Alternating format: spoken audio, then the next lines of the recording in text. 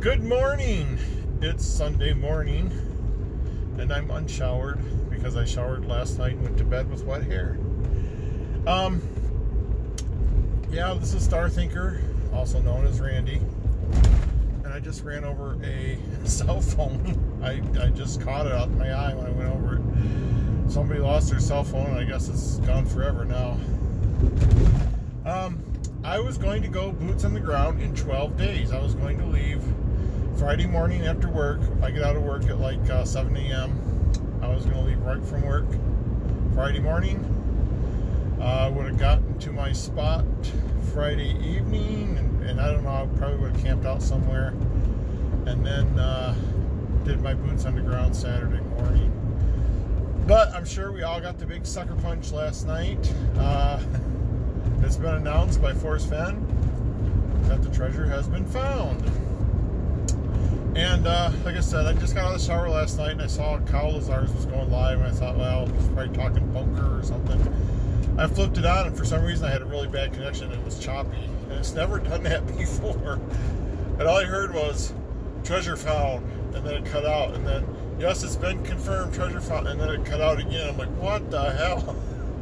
So I quickly got dressed, went downstairs, and got on my actual computer, and yeah, it was all over. And then Toby went live, and there were people in the chat room that I've never seen before, and some of them were going crazy, like, I know where it was, I know where it was. And you know, when a hunt is going on, and there's so-called roosters, they weren't called roosters back in my day, but you got so-called roosters that are like, oh, I know where it is. And now that it's been found, I mean, they were just going crazy. I have a low tolerance for that, and I won't call people out on it. And I know, I kind of understand the reasoning behind why some people do that. But it's like, if it gets to be too much, I will just say, okay, I've had enough, and I backed out. Because everyone was just saying, oh, I know where, and people were like, it was in Colorado, it was in New Mexico, it was in Yellowstone. But until it's announced, we don't know. And as I'm making this video, I went around this morning. And it's funny because it went back to Calazars. I was like, I bet you this went a long time. And it went like 4.5 hours. I was like, dang. And so I'm just kind of skipping through to see if anyone said anything. And I got close towards the end, and Kyle, Mike was like, well, we still don't know where it is. This is all speculation. So I thought, well, after 4 hours, they still don't know. And then I saw someone else was going live, and I thought, oh, I wonder if they're going. So I went to their channel, and they were still on. So it's been like 9 hours, and they were still on live talking about it. So, yeah, I thought I'd make a video and pop it out there. It has been found, I guess. I know Forrest Fenn put out the release to, what's the name of the site? I forget the name. They call it Dale's site, but I always forget the name of it. So hopefully it's not a spoof or anything, because I could easily spoof an email and say, hey, I'm Forrest Fenn, it's been found. Could be a ploy for everyone to release their stalls. I don't think that's really it, though. I think it's really been found. I think there's been so much talk about it lately, and the big thing now is, where was it found? And I'm reminded of my favorite book, and of course I'm called Star Thinker because in my favorite book there was a computer called the Googleplex Star Thinker, and it was one of the most powerful computers in the universe, but the most powerful computer in the universe called it a pocket calculator. But I love the name Star Thinker. I grabbed that name in 1979, and I've been, a lot of my real life friends, my smelly friends, call me Star Thinker, or Star. So anyway, in the book, if you've never read The Hitchhiker's Guide to the Galaxy, because they kind of gloss over this in the movie, it's a plot point, but it's not as involved as it is in the book, as most movies do. But yeah, these pan-dimensional beings wanted to know the ultimate answer to life, the universe, and everything. So they built this stupendous computer, and they asked us, they said, what is the meaning of life, the universe, and everything? And the computer says, yes, there is an answer. And they're like, okay, tell us. And then just then, these philosophers break in. They're like, wait, we want this machine shut down because if this thing, we philosophize about the meaning of life, the universe, and everything. If this machine tells us the actual meaning, then what do we got to go on? So, we're all out of a job. And we're like, philosophers have a job? So anyway, the machine says, calm down. I have to think about it. And they're like, oh, and he's like, yeah, it's going to take 9.5 million years to think about this question. And he tells the philosophers, he goes, now there's going to be endless speculation over what the answer is, because we know there's an answer. We do know there is one, and I'm going to give it to you in 9.5 million years after I think about it. And now you have a whole renewed sense of purpose, because now all you're going to do is speculate over what the answer is. Of course, the answer was 42. That's a whole different ballgame. And then another bigger computer was built because he said, well, the answer is 42. And they're like, that doesn't make sense. And they're like, yeah, well, we need to build a bigger computer to find out what the actual question was, because the ultimate question of life, the universe, and everything isn't really a question. So if you know what the question is, 42 makes perfect sense. And then there's the whole bit of the Google frictions and the interrupting the program and the Earth being blown up and all this good stuff. But anyway, that's what I saw last night, and I even mentioned that in the chat room, like, now we're all going to be floating on speculation. Where was it found? Who found it? Was it someone well-known? Was it someone unknown? And that's the way it always is. I mean, when we were doing the treasure trove, we had a chat room, and everyone's in the chat room, and some of the people that found these things they were not part of the community, and they just came out of the blue and found things. And I'm kind of expecting that to be what happened. It's just someone out of the blue. Yeah, it's very, very interesting. I don't know where I'm going. It's Sunday morning. I got to work tonight. And, I don't know. I let the cats upstairs, which is going to anger my landlord. Yeah. I'm just out driving. But yeah, speculation. Some of the people last night were throwing out names. I'm like, those are my area. That's the area I was going to go in 12 days. So, and then some people were like, no, it was in Colorado. No, it was in New Mexico. It was in Santa Fe. Who knows? I still think it's going to be really, really simple. And someone was saying, oh yeah, it was a rock with a big X on it. And it was behind this rock with a big X on it. And people were saying, yeah, the finder is in the chat room.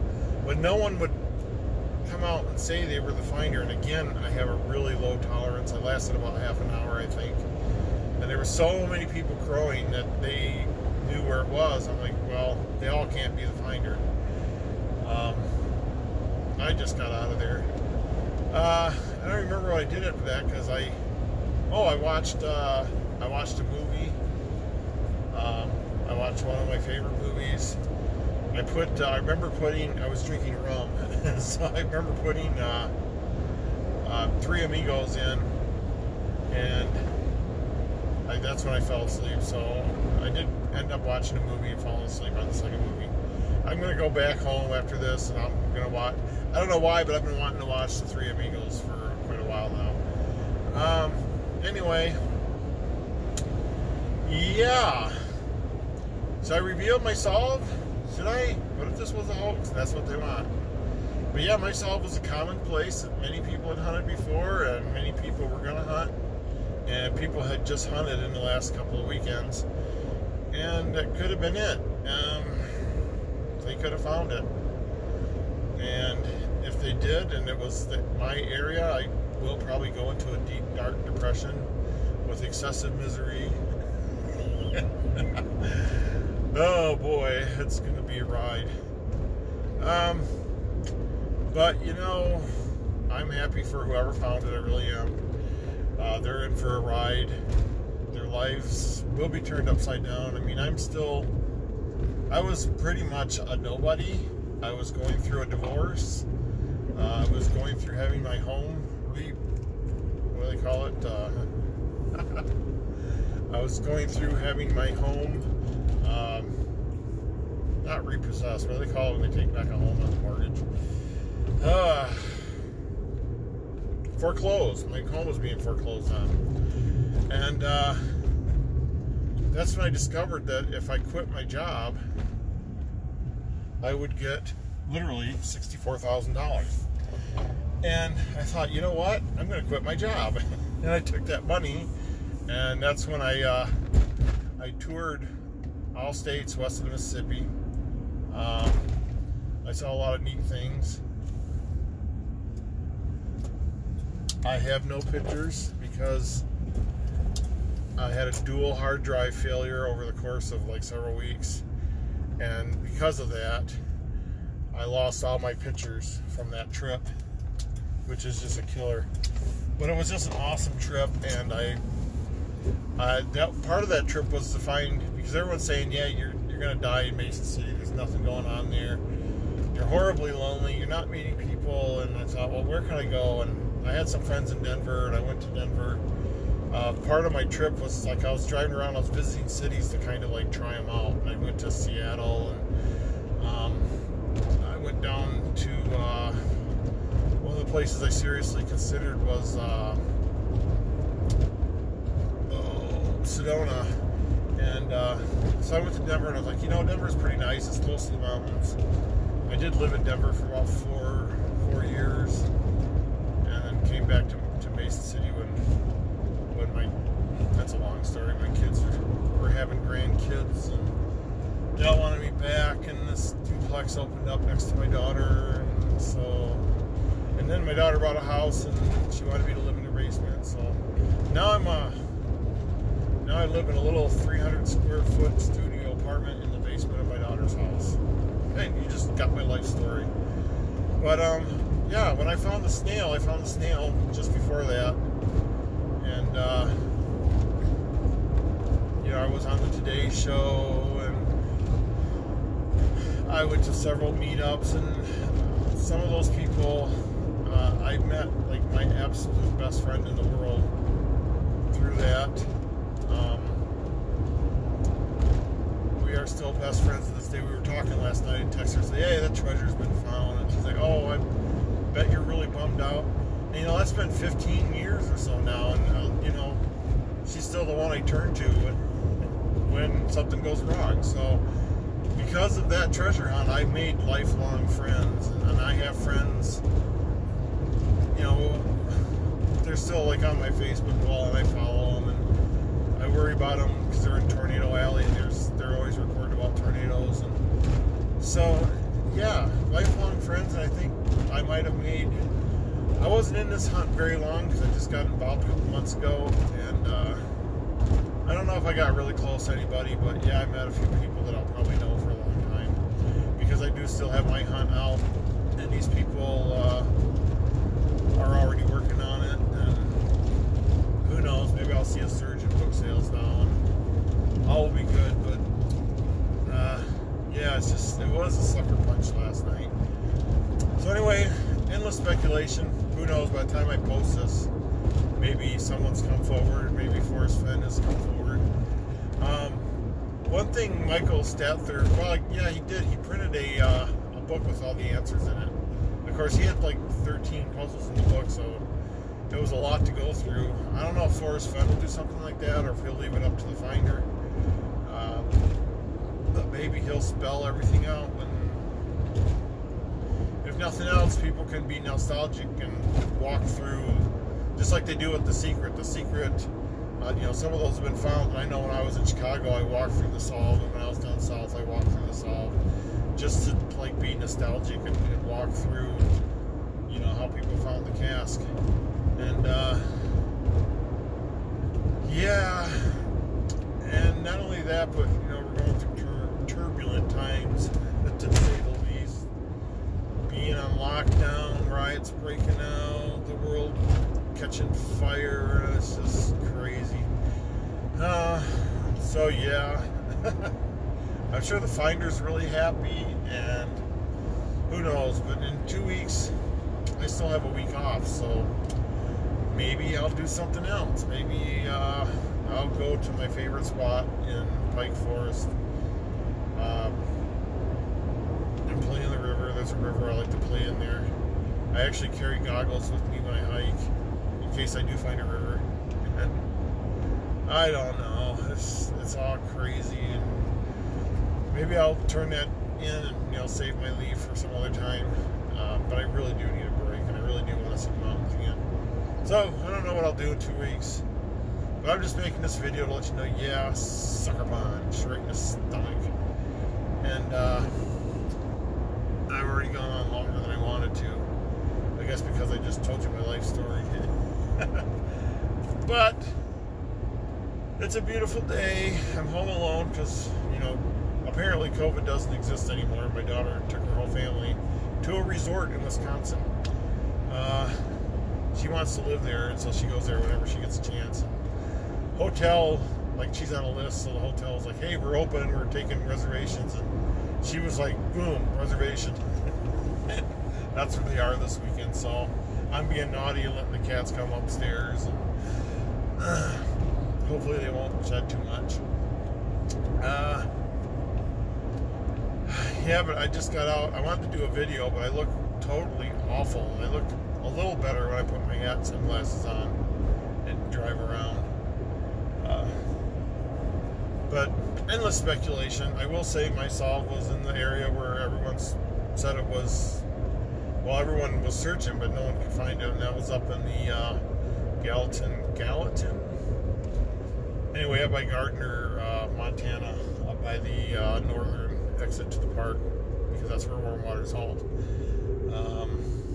There's just so much, and I could go through my solve, and it's step by step, like literally step by step. Everything. There's things in the book that match it. There's things in the poem that match it. Everything matches up perfectly, and there was no fudging. There was no guessing, and that's kind of a hint to my book, but that's what I live for. There's no guessing. It's logical. It follows a set of rules, and I just thought, well, this is really elegant. It's got to be in this area. And I just, like I said, I didn't expect to find it, but I wanted to see for myself the area that I picked. And just look around. But anyway, I don't even know where I am right now. I'm gonna go maybe and find a way to get back. I like these roads are a little bit smoother. Of course, my car's fixed, so it's quieter. But there we go. The treasure has been found, and this hunt is over. Hopefully the community's not over. I saw that the community for the treasure trove kind of fall apart, but like I said, my absolute best friend in this world, who knows more about me than anybody, she was the first person I talked to last night. I'm like, oh, you're not gonna believe this. So I'm gonna wait, and I'm not gonna listen to. I was like, what do you call a rooster when the hunt's over? They're not crowing. Well, I guess you still call them a rooster. Now everyone's saying, well, that's where my saw was. That's where my saw was. I was just going there, and a lot of that's true. I mean, I was going 12 days, and if that's where my hunt was, I'm going to be just crushed. But yeah, but the people who are speaking with authority, going, oh, yep, I know for a fact it was behind the rock in the X. Are you the finder? Well, no. I mean, there was probably 5 people in the chat last night talking about definitive areas, and I'm like, they can't all be the finders. So anyway, I'm on a dirt road. It's gonna get bumpy and noisy and dusty, and those weird birds are around. So take care, everybody. Don't be a stranger. Valentine Goose channel will still be here because this wasn't a forest fed channel, and I still talk about things. I'll probably talk more about my book. As I said in my last video, I might give clues out when I hit certain milestones. I might start hitting those milestones now. Hopefully there's other hunts. I was going to pick up the whistle pig last night and just kind of glance through it and say, you know what? I've been through at least 4 or 5 hunts since the first time I picked this book up. Maybe I learned something. anyway, I'm signing off. Have fun. Stay together. Stay in touch. And we'll see you on the next round.